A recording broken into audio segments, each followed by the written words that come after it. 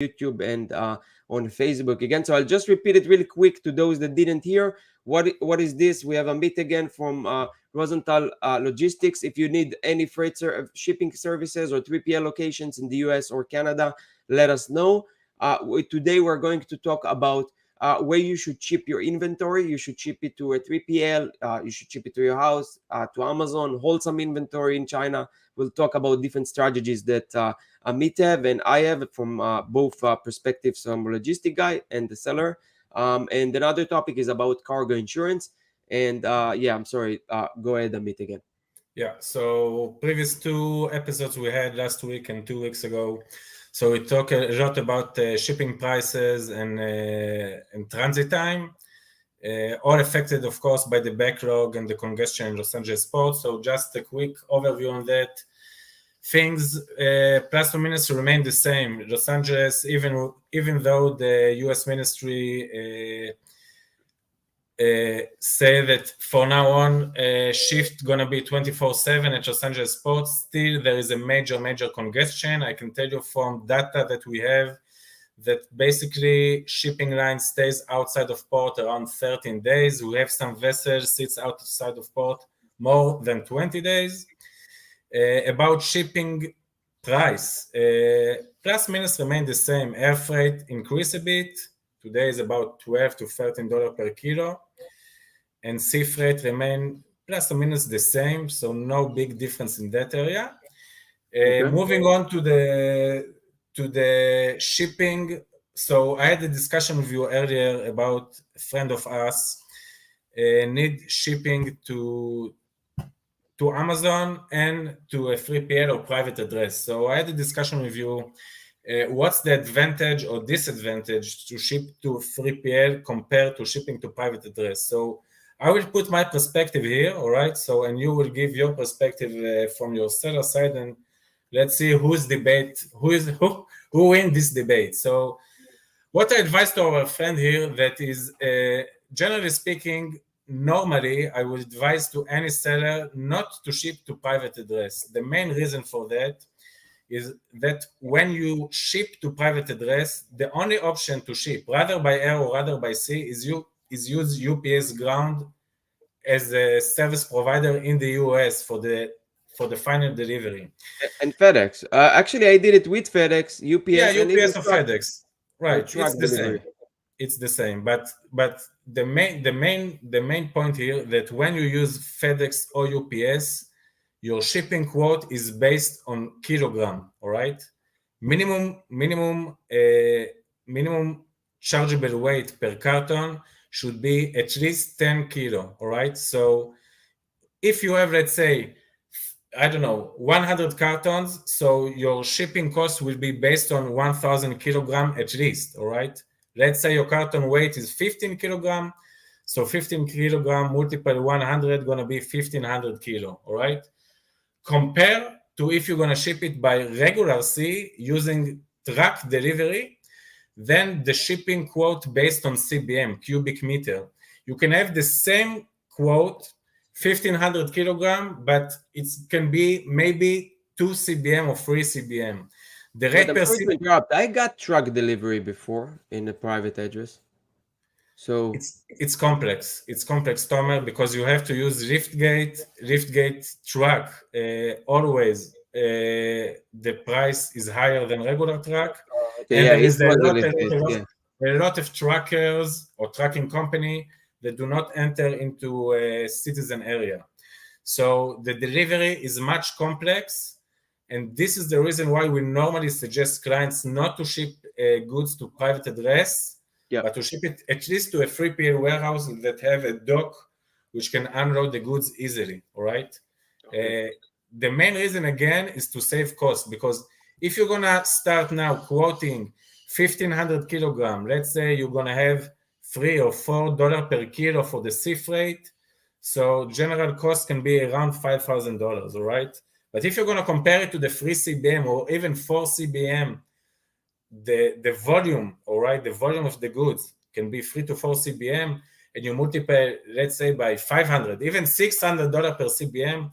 So the general cost can be something between $1,000 $2,500 to $3,000. So the difference is huge between shipping to a private address using FedEx or UPS or shipping by truck delivery when the quote is based on CBM. So this is the main, first of all, this is the main and first reason why we normally suggest to ship the goods to the 3PL. Now, I'm not talking even nothing about what's the advantage or disadvantage for you as a seller, all right?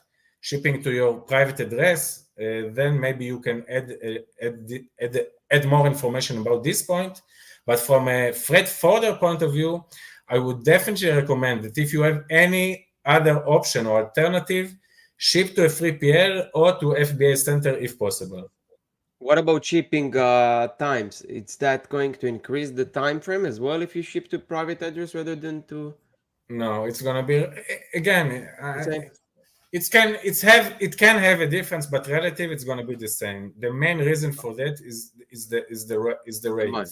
Yeah, Yeah. yeah. So I'll bring my point of view, and I did actually ship to 3PL and ship to a private address, and I'll give you the advantages of why I decided that many cases to ship to my address. Right. It's not necessarily the best practice, but it allowed me to be in stock, and when people didn't have stock, I was having advantage over them. And Yeah. the reason for that is you have more control.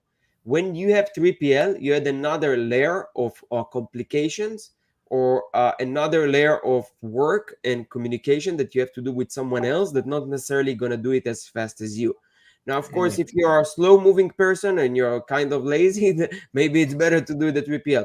But if you're a type of person that hustle and you see that you have an opening for shipment and you have this stock in your house, or like in a 3PL that, in my case, I have a 3PL here where I live in Florida in Boca Raton, which is you rented by me. So I can go there at any given moment and just ship it right away. So so it's kind of the same thing. Obviously, I prefer the inventory here at my house because I work from home and I can just do it real quick. I schedule a pickup by UPS. So the main advantage for me, even if it's higher price, is that it's only on these special times where you have restock limits. If you don't have restock limits, never ever ship to your private address or to like something that you have to manage. The whole model of FBA is that you can leverage Amazon and other people logistics and infrastructures to really focus on what you do well, which is selling. And but due to these crazy limits and times that we're having, we have restock limits, and that put us in a different position. And in my opinion, the feeling or the control that you have by having inventory very close to you that you can ship very quick, it's amazing. Now, I don't know if all sellers are doing it, but also for me, the processing time will be much faster, because if you ship from a 3PL, let's say in California, and you ship to Moreno Valley on ONT8, and the processing time probably is much higher than if I ship it to a small warehouse, FBA location in Florida. Absolutely. By the way, I can share with you at that time. I have the data. You have, yeah, right. Yeah. Right. So, for example, Tampa, I shipped it. It was really picked up by my place at 7 p.m. 2 weeks ago, and was in the morning checked in and received the following day. So let's say Monday, I shipped it in the evening. In the morning, it was checked in and received, which is crazy. For example, Jacksonville took me 2 days. So these are giving you more flexibility, and that's worth more than the shipping cost, because if you have stock, you actually gonna make thousands of dollars more than what it actually cost you to ship it to a private address. By the way, Tomer, I think. By the way, Tomer, two questions for you. One is which carrier normally you use to collect the cargo from your side? Because everybody know UPS, FedEx, etc.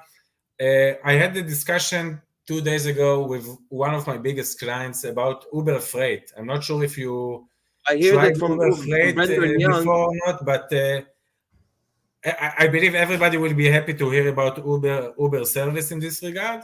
And second, I think that we need to add a point which normally seller, especially new seller or even medium seller, don't normally recognize, which is the process time it takes to Amazon to put your cargo or inventory on stock ready to sell. And why I'm adding this point, because it can take sometimes, especially these days, about 2 months, months and a half, even more than 2 months, for the cargo to be delivered from China to the FBA center. But Yep. everybody consider the transit time it takes to reach Amazon. But everybody forget that it can take for Amazon another 2 weeks, sometimes a week, sometimes 2 weeks, sometimes a month, and nobody have a control on that for Amazon to process your inventory.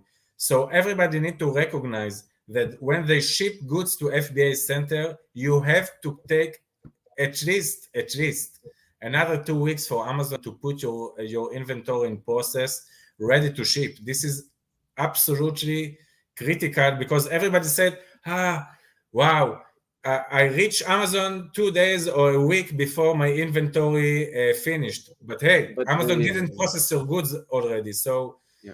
everybody, please consider this point. It takes a lot of time for Amazon to process your inventory, and especially these days in Q4.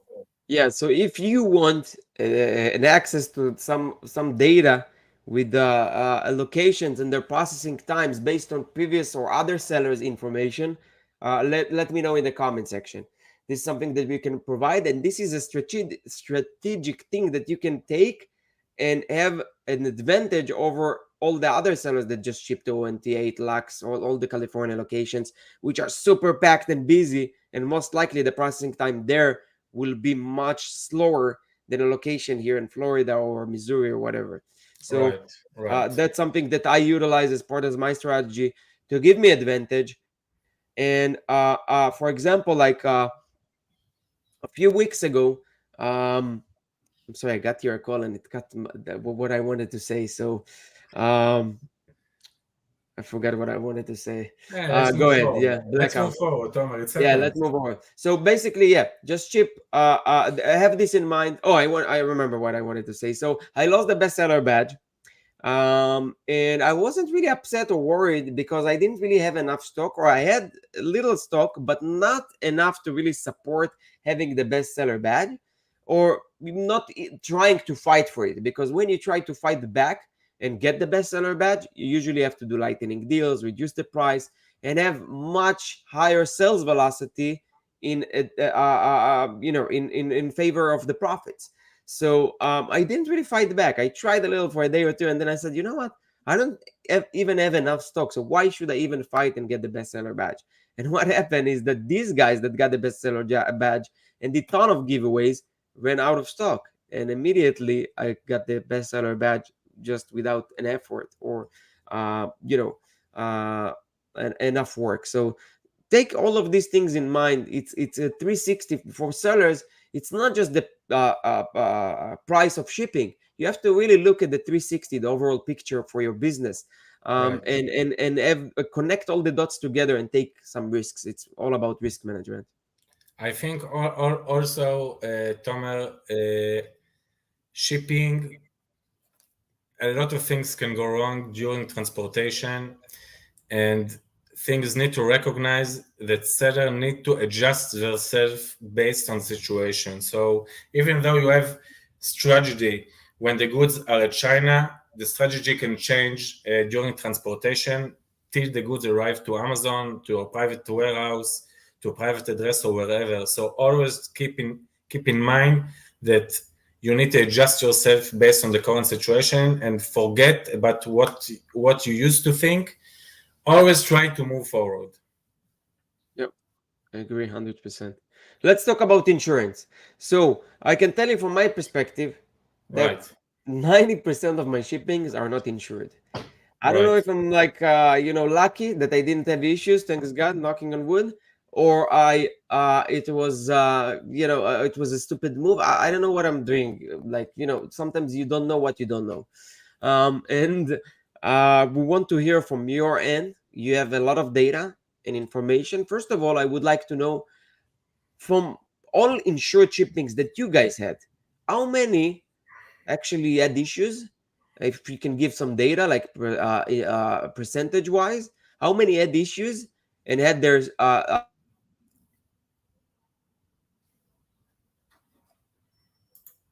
Tomer?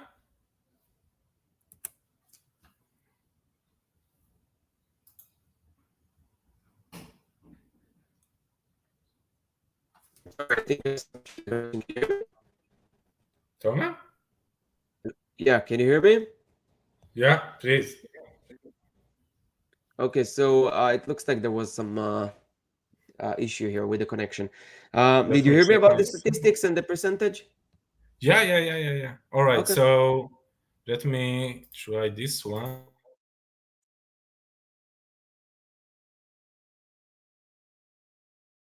So we have a meet connection kind of All right, so now trying. everybody hear and Yeah, see as well.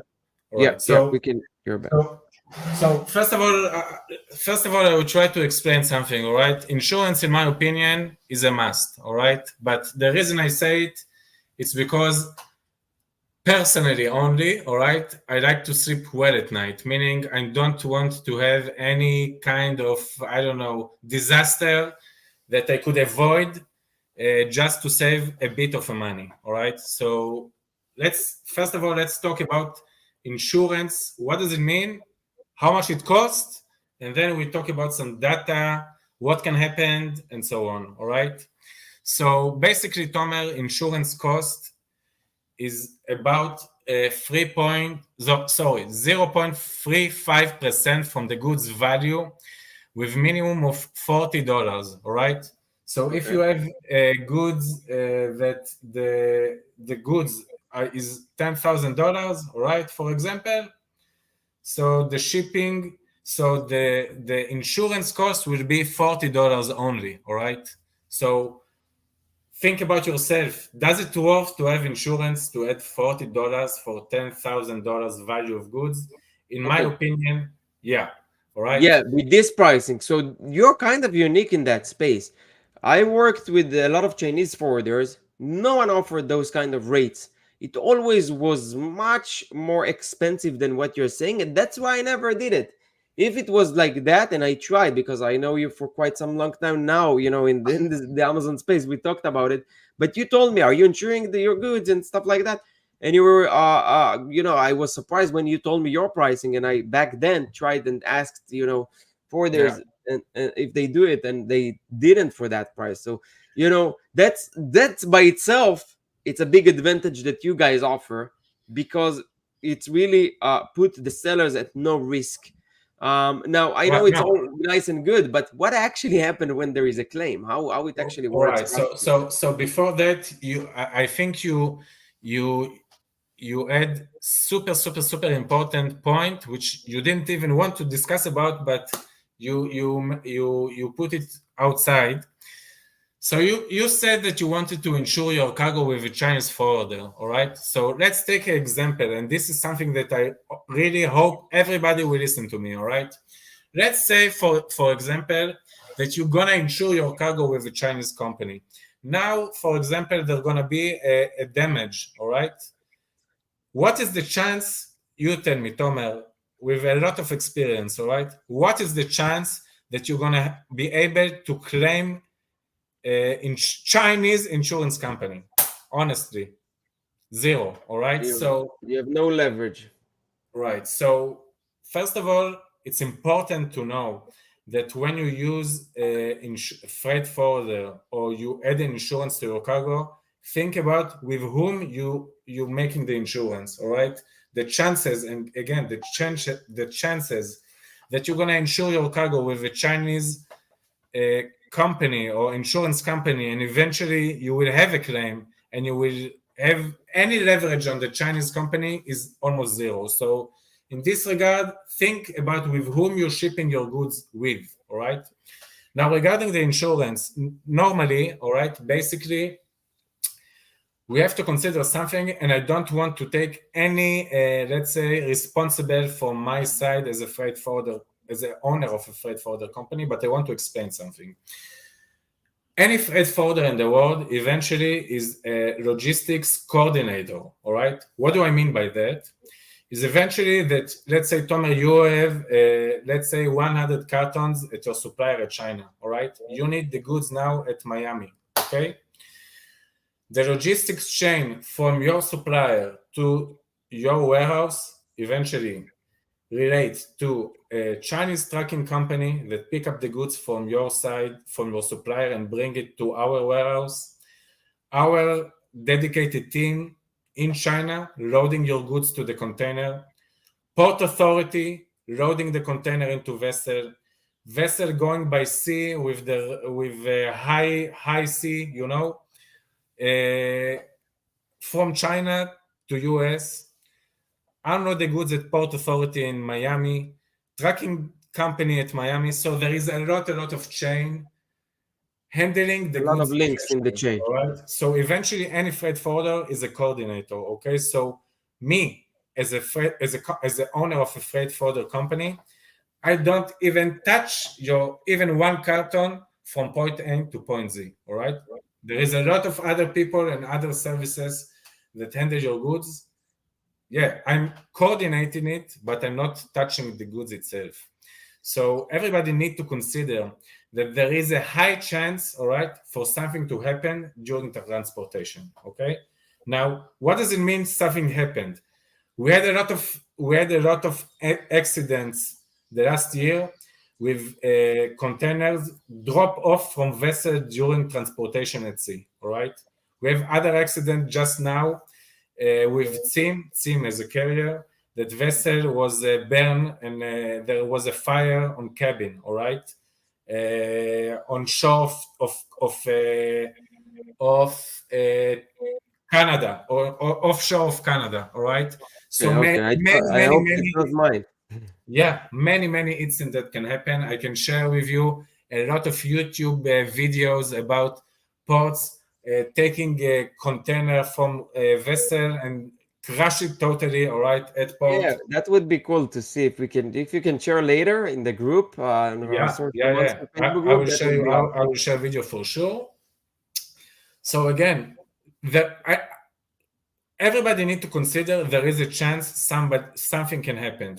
We can, by the way, we can do everything in 100% great fashion up until the goods delivered to, let's say, UPS. Then UPS take the cargo. We can share also with video by UPS and FedEx. UPS takes your cartons, throw it, you know, to your backyard, and the goods in the carton itself break down. So there is a lot of things can go wrong. So again, minimum value for security to sleep well at night. This is my agenda regarding insurance. All right. Now, in regard to incident itself, we have to consider insurance cost is 0.5% from goods value with minimum $40. But when there is a claim against insurance company, all right, insurance will say to you, listen, there is a minimum fee for us handling such cargo. Normally it's something between $300 to $500, all right? So everybody need to consider, if you have, let's say, I don't know, 5 cartons, all right, when the goods value is $2,000, each carton is $400, and there is a damage in one carton, it's not beneficial It's not to worth the case. open a claim against the insurance company. Normally in such accident or incident, we as a freight forwarder and you as a client have a commercial discussion or debate about compensation, all right? But it's not worth to open a claim against insurance company. Gotcha. So when you ask for insurance, normally I would say you have to have at least minimum goods value of, let's say, $10,000, all right? And the damage itself should be higher than $1,000, all right? In such incident, it is normally right to start claim against insurance company. Now, like any claim against any insurance company, whether it's in healthcare or automobile or doesn't matter, it's a process, all right? So don't expect to have the money in your pocket in 2 days. It doesn't How happen long like does that. it take? At least like 60, 90 days, right? To even see something. Yeah. Okay. So, and you have to wait with the cargo at your end because you have to bring somebody to check the damage.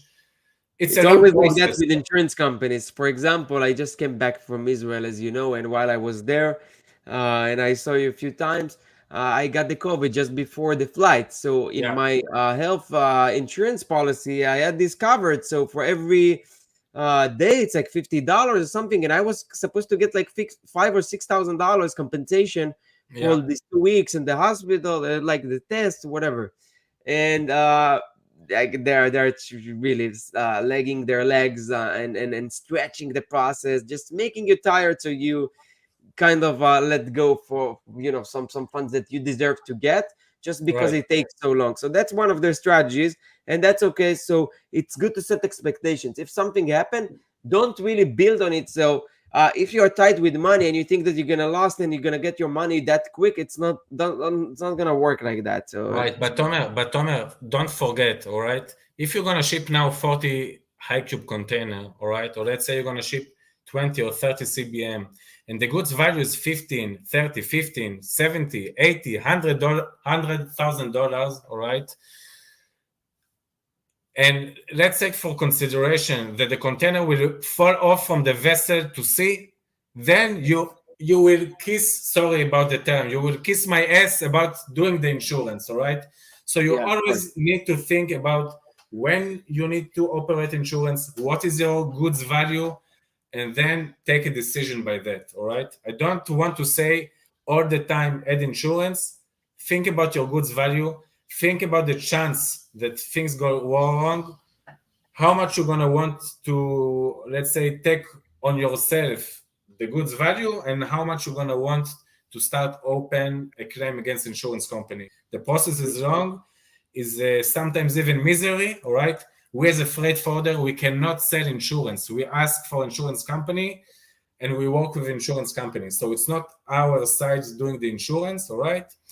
So all this aspect need to take into consideration when thinking about doing insurance or operating in insurance eventually. But in my opinion, for a seller that have a high volume, high goods volume, or high goods value, always do insurance just to sleep well at night. Very good. It's 30 minutes already, and I think this was different than previous lives, topics that we didn't talk about. If you have ideas or questions related to logistics, let us know in the group, in our YouTube channel, or even LinkedIn, or PM me, email me, or meet. We'll wait for that videos. I'm curious to see them, like of Yeah, accidents. where do you want me to share this video, Sure, Tomer? you can share it on the Sourcing Monster group. And for those of you that didn't join, you're more than welcome. Sourcing Monster on Facebook. Um, Right. Thank you very much, Amit. I hope to see you next week, if not in 2 weeks. And we all see what's going on right now. It's Q4 already. Numbers starting to really be crazy, and that's really exciting. What's the So I'm next holiday, really. Tomer, by the way? What is that? What is the next holiday now in the US that everybody is waiting for? It's Black Thanksgiving, Friday? if I'm not wrong. It's Thanksgiving, Thanksgiving? and then day after it's Black Friday. So that's really crazy. And then we have after that Cyber Monday. In my business, really never looking at those because I don't really have any giftable items or stuff like that. Yes, you see like a big jump in sales, but really exciting times. Hope that you have enough inventory to support the demand, Yeah. and very exciting things to follow. So hope everyone killing it. Thank you very much, Amik, for being here and giving us from your time, explaining about all these things that people may not heard about or considered when they ship goods from China to Amazon FBA. Right. Tomer, thank you very much again, and ciao, everybody. Thank you. Bye bye. Bye.